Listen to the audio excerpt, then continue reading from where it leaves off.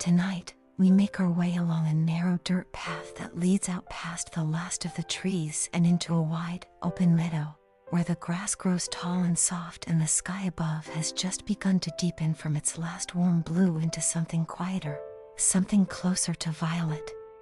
You step off the path and into the grass itself, feeling it brush lightly against your ankles, cool and slightly damp with the first hint of evening dew, and you find a flat patch near the center of the meadow where you can settle down and simply be still for a while. You spread a light blanket across the grass, smoothing it flat with both hands, pressing down the folded corners until the fabric lies even beneath you, and you lower yourself onto it slowly, tucking your knees up and wrapping your arms loosely around them as you look out across the meadow. The last of the daylight is fading fast now, the western sky holding onto a thin band of dusky orange just above the tree line while the rest of the sky settles into a deep, soft blue. You watch the grass around you sway gently in the evening air, stalks bending and straightening in slow, unpredictable waves, and somewhere near your knee you notice the first small flicker, a single point of pale green light blinking once and then vanishing back into the dark. You lean forward slightly, resting your palms flat against the cool blanket beneath you, feeling the faint texture of the woven fabric beneath your fingertips, and you watch the space where the light appeared, waiting patiently for it to return. A second flicker answers from somewhere further off, low among the grass stems, followed almost immediately by a third rising slowly upward through the air a short distance away, its glow blinking on and off in a slow, rhythmic pulse as it drifts. Within a few minutes the meadow around you seems to wake up entirely, small points of light rising and falling everywhere you look, some close enough to reach for, others scattered far off near the edges of the trees.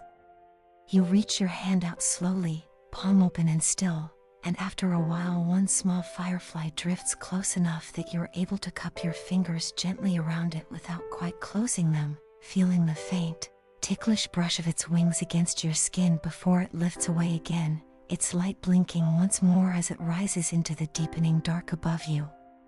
You watch it climb higher, joining the scattered constellation of other small lights now filling the meadow, each one following its own slow, looping path through the air. The grass around you continues to sway, and you notice how the fireflies seem to move in time with it, rising and dipping in gentle arcs that mirror the soft motion of the stalks below. Somewhere behind you, a cricket begins a slow, steady chirp, joined a few moments later by another, and then another, until the sound settles into a low, layered hum that fills the spaces between the silence. Further off, a chorus of small frogs joins in from somewhere near a hidden pond or ditch, their soft, overlapping calls weaving easily into the cricket's steady rhythm, and you let your shoulders drop a little further, feeling the last of the day's tension ease out of them, your eyes drifting slowly across the meadow, following one small light and then another as they blink and fade and blink again. You remember, somewhere in the soft drift of your thoughts, evenings very much like this one from years further back, chasing these same small lights through grass that always seemed taller than it really was, cupping hands around them the way you're doing now, watching them lift free again into the dark. You remember, too, the particular sound of screen doors easing shut somewhere behind you on those evenings, the distant murmur of adults talking softly on a porch, and the way the whole world back then seemed to shrink down to just this, grass and light and the low hum of insects settling in for the night.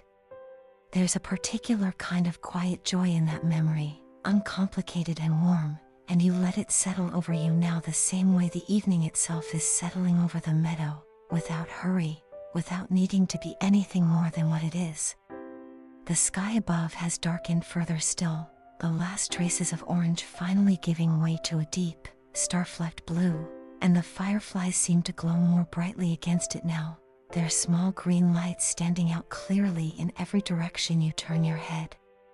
You lie back slowly onto the blanket, feeling the grass shift and settle beneath the fabric under your shoulders, the whole meadow seeming to breathe gently around you, and you look straight up at the sky, watching a few fireflies drift high enough to blink among the first faint stars beginning to appear.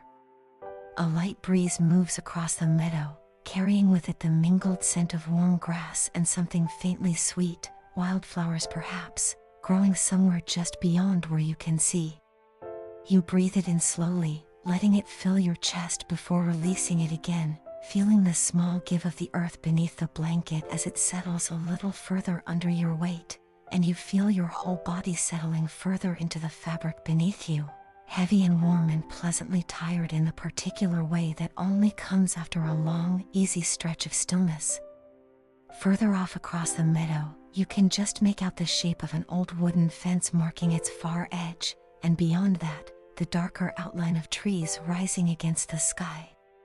A firefly rests briefly on a fence post, its light blinking steadily for a few long seconds before it lifts off again, joining the slow drift of the others rising and falling above the grass. You watch it go, tracking its small light until it disappears among the countless others now filling the meadow from one end to the other. Not far from where you're settled, you notice a small figure moving slowly through the grass, a child perhaps 7 or 8 years old, a glass jar held carefully in both hands, its lid already punched with a few small air holes. The child moves with the particular concentration of someone deeply absorbed in a task, pausing every few steps to watch a firefly's glow before creeping closer, cupping both hands around it with practiced gentleness, and easing it into the jar before screwing the lid back into place. A parent waits a short distance away, arms crossed loosely, offering the occasional quiet word of encouragement, content simply to watch the small ritual unfold at its own unhurried pace. You watch the jar catch and hold its collection of soft green lights, 3, then 4, blinking on and off in the confined glass like a small constellation the child is carrying home, the light inside pulsing gently against the curved surface of the glass. Eventually the child sets the jar down in the grass, unscrewing the lid once more and tipping it gently onto its side, watching with quiet satisfaction as the fireflies find their way back out into the open air, rising one by one to rejoin the larger scattered glow spreading across the meadow.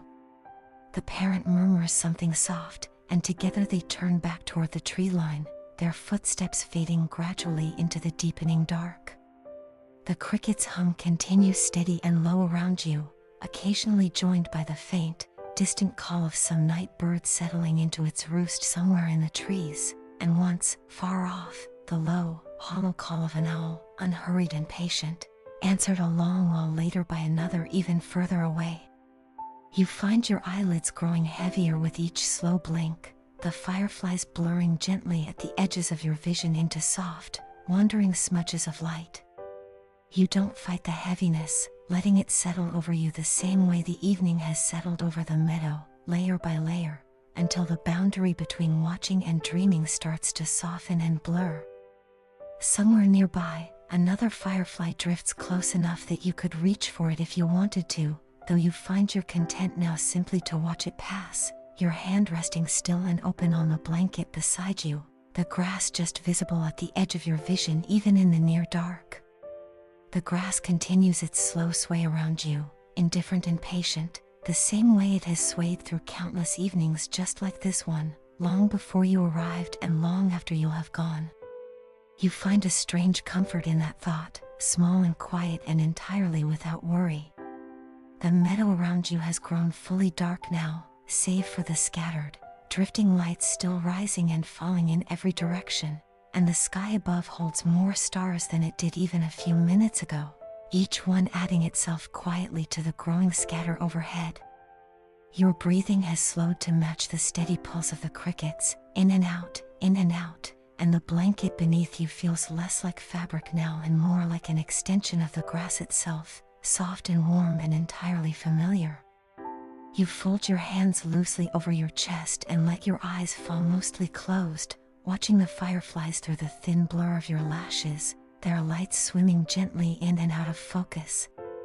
The meadow hums on quietly around you, patient and unbothered, and somewhere in the soft dark above, one last firefly rises higher than the rest, blinking once, twice, and then fading slowly from view among the stars. Your thoughts have grown quiet now, thin and slow, drifting the same way the fireflies drift, rising, pausing, fading, softening at the edges like a held breath finally released. The grass rests warm beneath you. The crickets hum on, low and steady. Somewhere far off, a light blinks once more, and holds, and is gone. Your breathing slows further still. The meadow settles fully into night. Everything grows soft, and dim, and far away.